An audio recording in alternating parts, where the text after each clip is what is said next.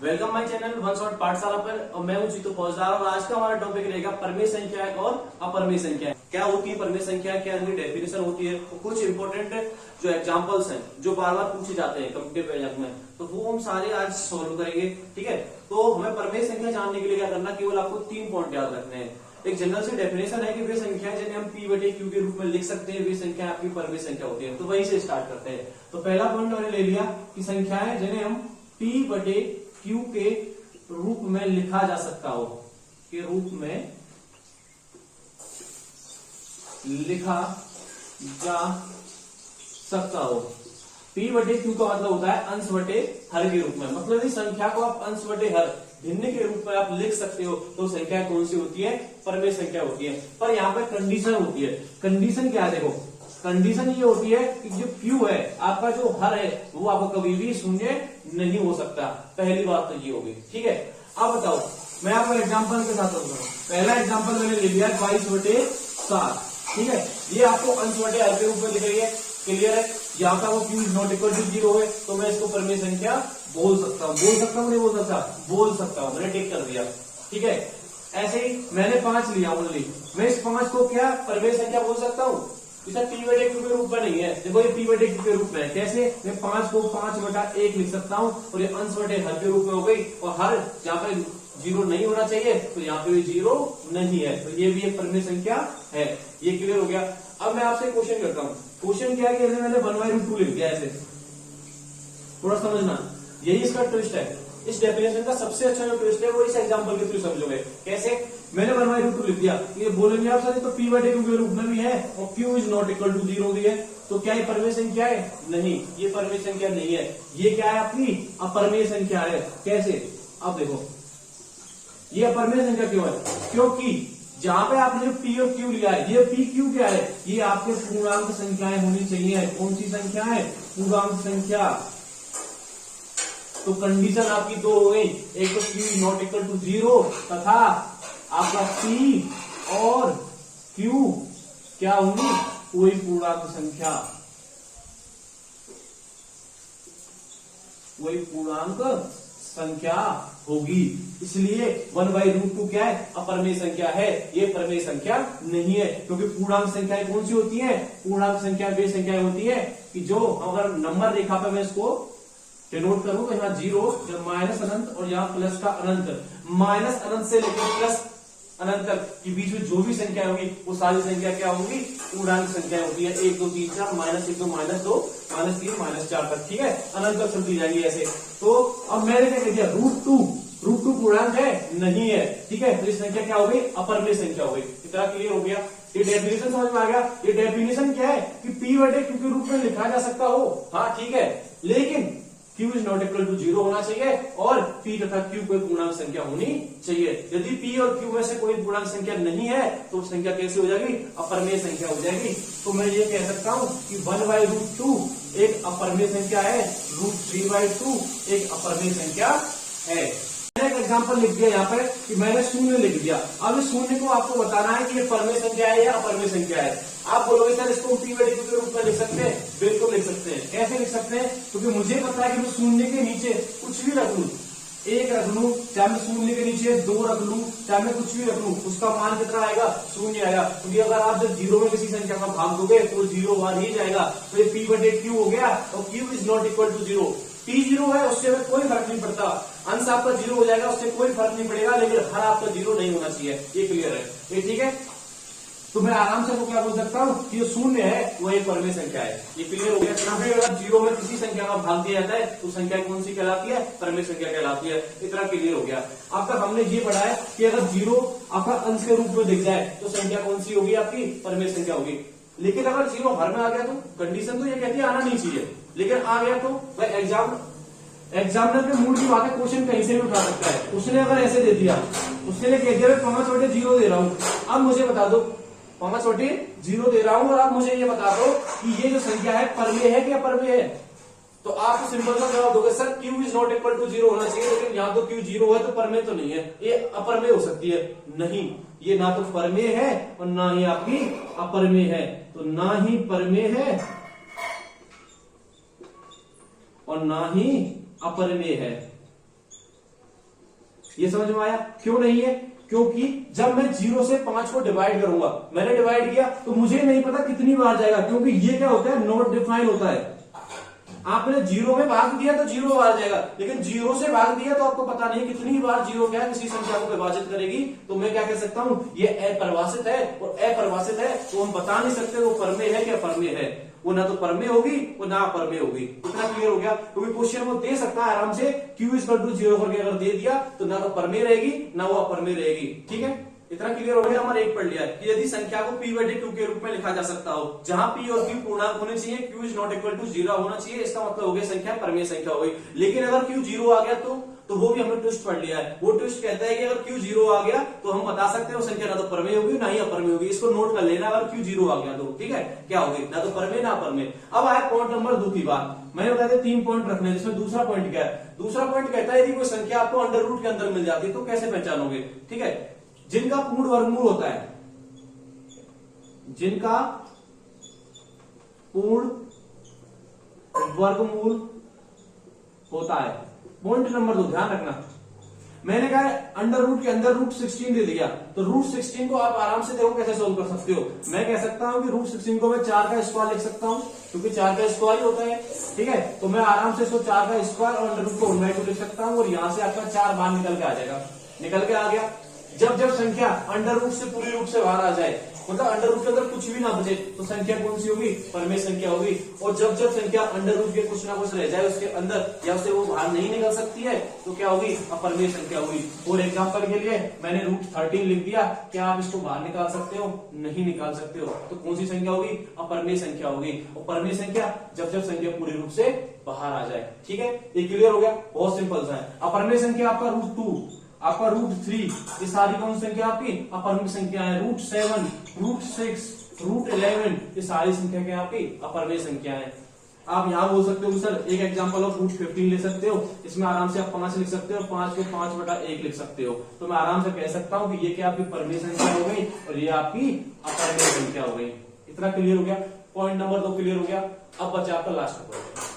तो हमने point number 1 और पॉइंट नंबर 2 पढ़ लिए। पॉइंट नंबर 3, जहां से सबसे ज्यादा क्वेश्चन पूछे जाते हैं, क्योंकि कुछ संख्या होती है दशमलव वाली संख्या होती है जिनको पहचाना थोड़ा मुश्किल होता है कि वो संख्या कौन सी है, परमेय है या अपरमेय। लेकिन उसके लिए भी बहुत ज्यादा सिंपल मेथड है। क्या है? देखो थोड़ा ध्यान से देखो, दशमलव प्रसार वाली संख्या है। कौन सी वाली? दशमलव प्रसार, दशमलव प्रसार। ठीक है, अब हमें क्या समझना है? वे संख्याएं जो दशमलव प्रसार वाली संख्या होती है, दशमलव वाली संख्या होती है, उनको कैसे पहचानते हैं। तो देखना कैसे, देखो दशमलव प्रसार वाली संख्या कैसी कैसी हो सकती है, ये देखो आप पहले। कुछ संख्याएं आपने ऐसी लिखी देखी होंगी, जैसे मैंने लिख दिया 5.25। इसका मतलब क्या है कि ये उस टाइप की संख्या है जब दशमलव के बाद संख्याओं का आना बंद हो जाए, मतलब नीचे संख्या दे रखी हो, चाहे 25 हो चाहे 12 और भी लिख दे, मतलब कुल मिला के संख्या रुक गई है इसके पीछे, उसके बाद कोई संख्या है नहीं, तो ये एक टाइप की संख्या हो गई। और इसको बोला जाता है शांत दशमलव प्रसार। क्या बोला जाता है? शांत, टर्मिनेट। ठीक है, टर्मिनेट डेसिमल एक्सपेंशन। ठीक है, इसको बोलते हैं हम शांत दशमलव प्रसार, शांत दशमलव प्रसार। इसको क्या बोला जाता है? शांत दशमलव प्रसार का बोला जाता है। नंबर 1। नंबर 2, दूसरी संख्या आपने ऐसे देखे होंगे, जैसे मैंने 5.25 लिख दिया और ये 25 बार बार रिपीट हो रहा है, ये रिपीट होते होते अनंत तक जा रहा है, तो ये होगी दूसरी टाइप की संख्या। तो इसमें क्या है, संख्याएं जो हो रही है रुक भी नहीं रही है, अनंत तक जा रही है और बार बार रिपीट भी हो रही है। ये और इसको बोला जाता है, चूंकि ये शांत नहीं है, बार बार रिपीट हो रही है, तो इससे बोला जाएगा अशांत आवृत्ति वाली। आवृत्ति मतलब रिपीट होने वाली, अशांत आवृत्ति दशमलव प्रसार। ठीक है, ये 2 टाइप की हो गई। तीसरे टाइप की दशमलव वाली संख्या कैसी होती है वो देखो। सपोज करो संख्या ऐसे आ रही है 5.2514789 कहने का मतलब संख्या दशमलव के बाद संख्या कहां तक जा रही है? अनंत तक जा रही है। क्या संख्या रिपीट हो रही है? नहीं हो रही है। ये वो संख्या है जहां रिपीट हो रही है, ये वो वाली संख्या है जहां संख्या रुक गई है, दशमलव के बाद संख्या स्टॉप हो गई है। लेकिन ये वो संख्या है ना तो रुक रही है और ना रिपीट हो रही है, और इसको बोला जाता है अशांत दशमलव प्रसार। ठीक है, इसको क्या बोला जाता है? अशांत दशमलव प्रसार। इतना समझ में आ गया? अब 3 टाइप की दशमलव वाली संख्या होंगी। ठीक है, अब ये जो पहले 2 है, पहले 2 कौन सी होती है आपकी? परमेय संख्याएं होती हैं। लो भाई, हो गया सोल्व। आ गया समझ में? ये हो गया आपकी परमेय संख्या, और जो तीसरे वाली जो है ये होती है आपकी अपरिमेय संख्या। अपरिमेय संख्या कहने का मतलब यदि संख्याएं दशमलव के बाद आना बंद हो जाए, रुक जाएं, शांत दशमलव प्रसार की हो, या संख्याएं बार बार रिपीट हो रही हो। अब इनको ऐसे भी लिख सकते हैं कि मैं 5.25 के ऊपर बार लगा दूं तो इसका मतलब भी यही है कि वो शांत आवृत्ति वाली है, 25 का बार बार क्या हो रहा है, रिपीट हो रही है। तो दोनों प्रकार की संख्याएं कौन सी होंगी, परमेय संख्या होंगी। और अशांत दशमलव प्रसार संख्याएं ना तो रुक रही है और ना रिपीट हो रही है और लगातार अनंत तक चली जा रही है, तो संख्याएं कौन सी होंगी आपकी, अपरिमेय संख्या। इतना क्लियर हो गया। और देखो ठीक है, मैंने एक संख्या लिख दिया 3.14, 3.14 लिखा, दशमलव के बाद संख्या क्या हो गई, रुक गई है, तो मैं आराम से कह सकता हूं ये कौन सी संख्या है, परिमेय संख्या है। अगर मैं इसको P बटे Q के रूप में लिखना चाहूं तो कैसे लिख सकता हूं, मैं इसको 314/100 लिख सकता हूं, आराम से दशमलव को हटा सकता हूं, और P बटे Q, PQ पूर्णांक, Q is not equal to 0, condition fulfil, तो मैं आराम से कह सकता हूं परिमेय संख्या है। अब देखो मैंने ऐसे लिख दिया 5.25 और ये बार बार रिपीट हो रही है, मैं इसको बार लगा दिया, तो मैं कैसे P बटे Q के रूप में लिख सकता हूं, बिल्कुल लिख सकता हूं। कैसे लिखूंगा, 5 और 25 बटे 99, तो ये हो गया आपकी भिन्न के रूप में, अंश बटे हर के रूप में, पी क्यू पूर्णांक हो गया, Q is not equal to 0 हो गया, तो ये भी क्या हो गई आपकी परिमेय संख्या हो गई। आ गया समझ में, इतना क्लियर हो गया। अच्छा किसी को अगर ये दिक्कत आ रही है कि सर ये 99 कैसे आया, किस प्रकार से इसको भिन्न बनाया, तो डिस्क्रिप्शन में इसकी भी एक लिंक मिल जाएगी, और आपको देख लेना है कि किस प्रकार से हम जो आवृत्ति वाले दशमलव प्रसार होते हैं उनको हम किस प्रकार से भिन्न के रूप में लिखते हैं। ठीक है, इसकी भी एक वीडियो है, वो आराम से आप जाके देख सकते हो। दूसरा क्या है, जो अशांत दशमलव प्रसार है ना, इसको आप भिन्न के रूप में नहीं लिख सकते, ये आप जान लेना। ठीक है, अब इसके बाद जो इंपॉर्टेंट क्वेश्चन है वो सॉल्व करेंगे। टॉपिक चल रहा था परमेय और अपरमेय संख्या, जिसमें हमने 3 पॉइंटों के बारे में पढ़ लिया था। ठीक है, पहला पॉइंट था कि हमारी वे संख्या जिन्हें हम P बटे Q के रूप में लिख सकते हैं, जहां पर सबसे इंपॉर्टेंट बात थी Q is not equal to 0 होना चाहिए। ठीक है, दूसरी कंडीशन क्या थी कि P और Q दोनों ही आपके इंटीजर होने चाहिए, मतलब आपकी पूर्णांक संख्या होनी चाहिए, जो सबसे ज्यादा इंपॉर्टेंट बात थी। दूसरा हमारा टॉप पॉइंट मैंने पढ़ाया था आपको परमेय अपरमेय में पहचानने के लिए, कि संख्या यदि अब अंडर रूट के अंदर आपको मिल जाती है तो आपको क्या करना है, उस संख्या को देखना है वो स्क्वायर है या किसी का घनमूल भी हो सकता है। तो यदि संख्याएं अंडर रूट के अंदर से पूरी तरह से बाहर आ जाए तो परमेय हो गई, यदि अंडर रूट के अंदर कुछ बच जाए तो अपरमेय हो गई। तो ये भी क्लियर हो गया। तीसरा पॉइंट था आपका दशमलव प्रसार वाली संख्या। दशमलव प्रसार में मैंने आपको 3 चीज बताई थी, ये 3 प्रकार की संख्याएं होती है। एक बताई थी दशमलव के बाद संख्याओं का आना बंद हो जाए, ठीक है, वो शांत बताई थी। दूसरा बताया था कि दशमलव के बाद संख्याएं आ तो रही है लेकिन वो रिपीट होते हुए आ रही है। ठीक है, अगर रिपीट होते आ रही है उसे बोलते हैं आपकी अशांत आवृत्ति वाली, क्योंकि वो कंटिन्यूअस अनलिमिटेड चलती आ रही है अनंत तक, उनका कोई वो नहीं है, तो बार बार वही संख्या ऐसी आएगी, जैसे 3.3333 करके आ रही है। और एक ऐसी संख्या होती है जो ना तो रुक रही है, मतलब लगातार अनंत तक जा रही है, और ना उनका कोई रिपीट हो रहा है। अब उनके बेस पे क्या किया मैंने, कुछ क्वेश्चन है। ये क्वेश्चन जो है बहुत इंपॉर्टेंट है, ये सारे क्वेश्चन आपको पहले सॉल्व करने, पहले आपको वीडियो को पॉज करना है, उसके बाद सारे क्वेश्चन सॉल्व कीजिए, फिर मेरी वीडियो आगे देखिए। ठीक है, तो 1 बाय 1 सारे क्वेश्चन करेंगे। क्वेश्चन क्या है, सबसे पहला कि 22/7 ये आपको पहचानना है कि ये परमेय है क्या अपरमेय है। तो मैंने आपको पॉइंट बताया था कि जब संख्याएं आपको अंश बटे हर के रूप में दिख रही है, सबसे पहले क्या देखिए आप, ये P बटे Q के रूप में है कि नहीं है। क्या आपने बताया सर P बटे Q के रूप में दिख रही है, और कंडीशन है Q is not equal to 0 होना चाहिए, कि सर ये भी आप सही है, ये भी आपकी कंडीशन फुलफिल हो रही है। अगली कंडीशन कहती है कि सर आपका जो P और Q है दोनों पूर्णांक होने चाहिए। तो मुझे बताइए कि 22 भी पूर्णांक है और आपका 7 भी पूर्णांक है, तो मैं कह सकता हूं कि ये संख्या कौन सी होगी, आपकी परिमेय होगी। क्लियर है भाई, ये तो बहुत सिंपल है, पहला एग्जांपल है, बहुत सिंपल एग्जांपल, क्योंकि 22/7 साफ साफ दिख रहा है, अंश बटे हर के रूप में लिखा हुआ है, दोनों ही संख्या पूर्णांक है, Q is not equal to 0 है। इतना क्लियर हो गया। अब अगली बात, अगला जो क्वेश्चन है वो है शून्य।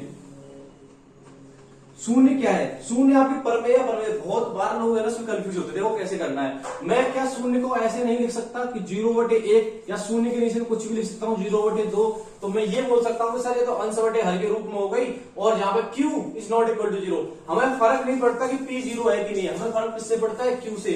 Q हमारा 0 नहीं होना चाहिए, ये कंडीशन फुलफिल है, दोनों ही पूर्णांक भी है, हो गई, परमेय की डेफिनेशन कंप्लीट हो गई। तो मैं क्या बोल सकता हूं इसको कि ये भी परिमेय होगी, कि शून्य एक परमेय संख्या होती है। इतना आपको क्लियर हो गया। अब देखो तीसरा एग्जांपल, सारे एग्जांपल अच्छे देखो। पाई को सॉल्व करने से पहले मैं दोनों ये एग्जांपल सॉल्व करूंगा, ठीक है, इसको मैं बाद में कराऊंगा। अब देखो क्या लिखा हुआ है, 3.14, अब ये जो आपका क्वेश्चन आया थोड़ा सा ध्यान कीजिए, मैं दशमलव वाली संख्याएं जब बताई थी मैंने बताया था यदि ये क्या हुआ पॉइंट के बाद 1/4 लिखा हुआ ओनली, मतलब संख्याएं को आना बंद हो गया है, मतलब एक शांत या टर्मिनेट वाले दशमलव प्रसार वाली संख्या है, ठीक है, टर्मिनेट वाली।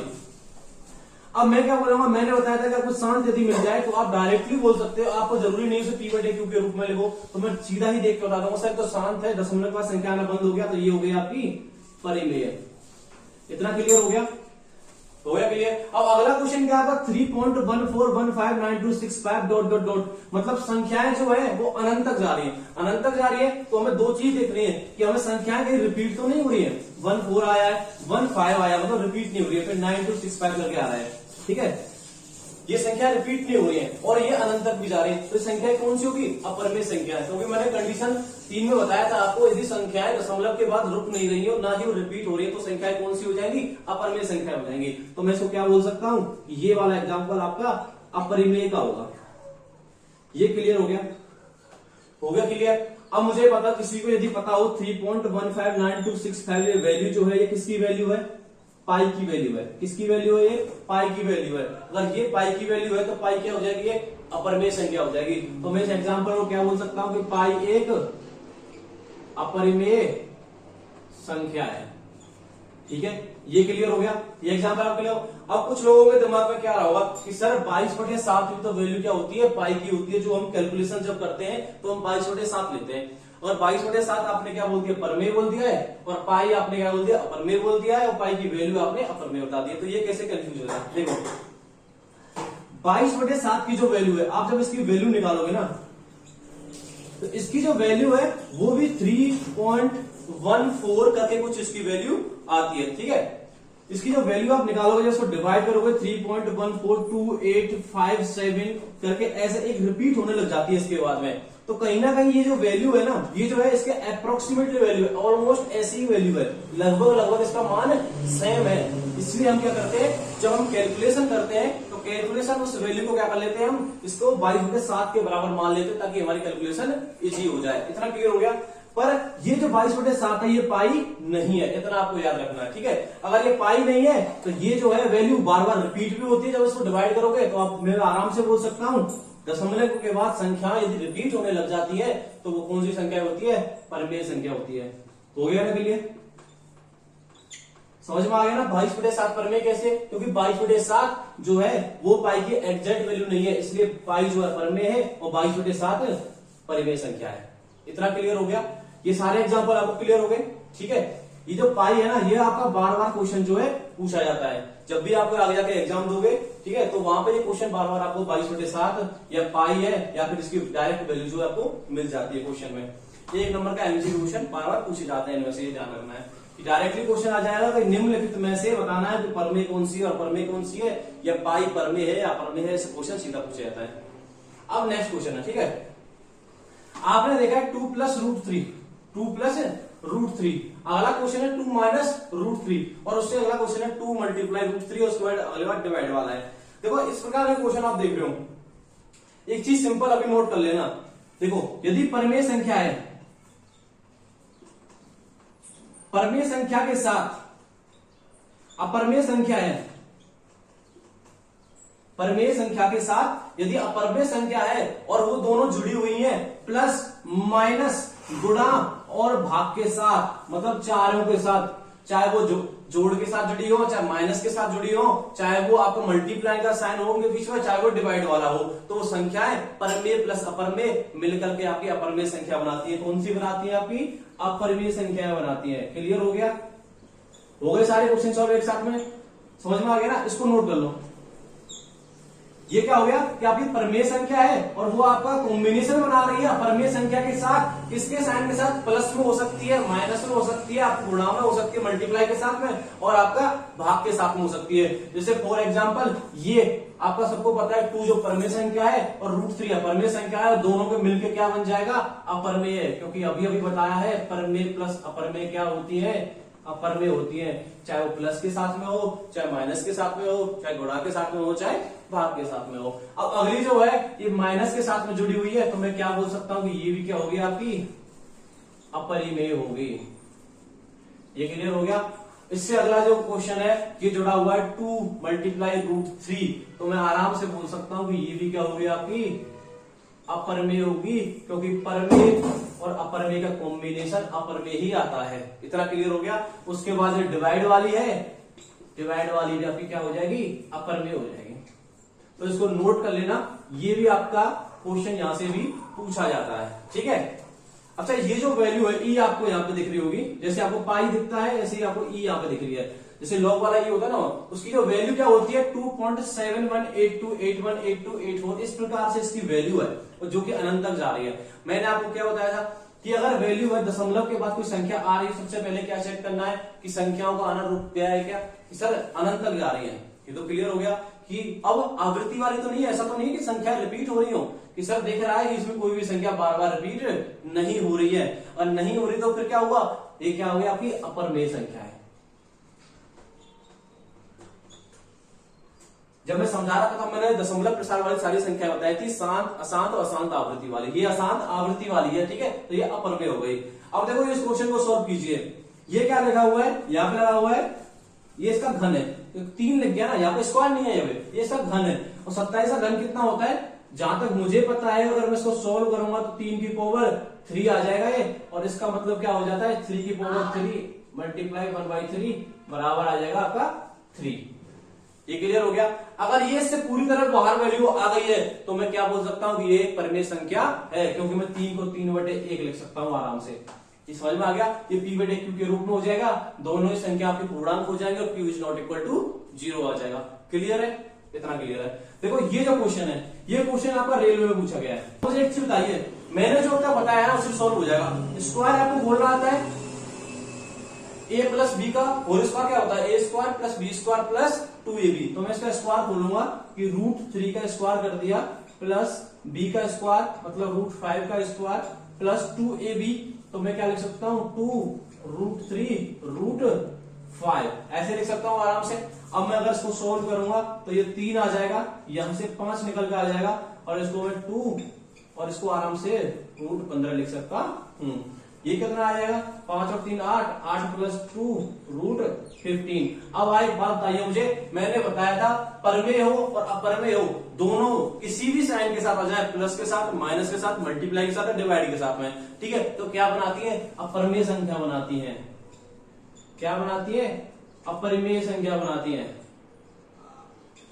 ठीक है, तो मैं क्या बोल सकता हूं कि ये जो संख्या है क्या होगी, अपरिमेय संख्या होगी। अब क्वेश्चन आगे ऐसे भी आ सकता है, इसको आप खुद से सोल्व कीजिए कि √3 माइनस √5 का होल स्क्वायर। ये क्वेश्चन आप खुद से सोल्व कीजिए और बताइए ये संख्या क्या है, परमेय है कि अपरमेय है।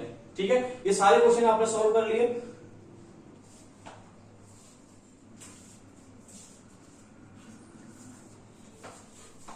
हाँ तो स्टूडेंट हमने क्या किया, सारे क्वेश्चन आपको सॉल्व कर लीजिए। बहुत ज्यादा इंपॉर्टेंट क्वेश्चन है, आप इनको नोट भी कर सकते हैं। आप अपने क्या कॉपी में इनको आपको नोट कर लीजिए। दूसरा क्या है कि हमारा जो 10th का जो सिलेबस है एनसीईआरटी का, वो हम 1 by 1 सारा जो पैटर्न वाइज है वो उसका पूरा एक ऑफलाइन वीडियो तैयार कर रहे हैं। आपको क्या करना है, एक पैसे भी खर्च नहीं करना और आपको पूरा जो सिलेबस है आप आराम से देख सकते हो। इतना क्लियर है।